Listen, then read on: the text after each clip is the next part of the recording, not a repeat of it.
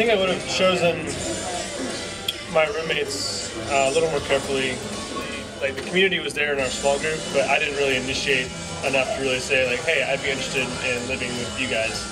And so I think in a way, I missed out on some of the community in our small group, and I do regret that a little bit. I wish that I had gotten involved more in the Harrisonburg community sooner. Because, I mean, JMU has a lot to offer, but there's also a lot that you can learn from other people outside of the community. Like, we live right across the street from the Mercy House, and that's something I've always wanted to do, but just never made the time to do. So I feel like if I had started sooner getting involved in that, then I could have made that commitment and stuck with it. I think something that I would do differently is the first couple of years of college I didn't really understand community and I didn't understand the importance of it. So I often gave priority to schoolwork, and while that's necessary at times, sometimes you just really have to do schoolwork and have to say no to other things, I rarely said no to schoolwork and yes to community and yes to people. So I think that the community I've had the last 2 years has been so good, I wish that I could say it extended to all 4. So I wish that I had learned earlier the balance between investing in people and doing schoolwork.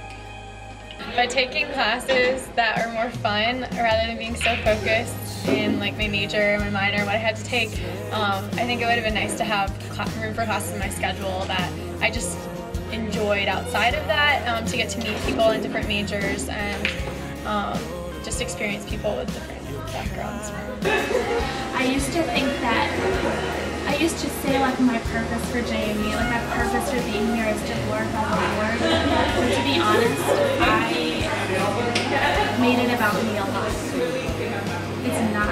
It's about the Lord. Every single thing you do. God is so much bigger and so much, you can't even fathom His plans and His purpose. But all those times where I continuously tried to bring the glory back to myself, and I was robbing God of His glory, and that was completely disregarding any purpose that I had at school. And so I think that I would not, something I wish I did differently is I wish that the center and everything was the Lord.